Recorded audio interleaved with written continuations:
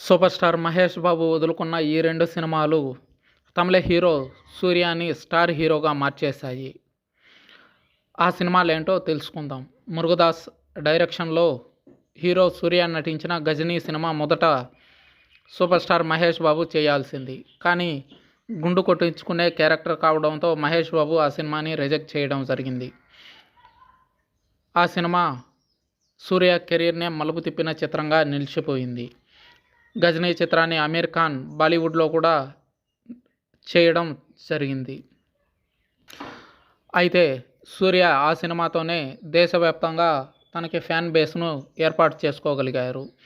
రెండవ సినిమా 'మురుగదాస్' డైరెక్షన్‌లో వచ్చిన 'సెవెంత్ సెన్స్' చిత్రాన్ని కూడా మొదటగా మహేష్ బాబు చేయాల్సింది. కానీ ప్రయోగాత్మక చిత్రం కావడంతో మహేష్ రిజెక్ట్ చేయగా హీరో సూర్యనే అందులో కూడా నటించి నటుడిగా మరో మెట్టు ఎదిగారు.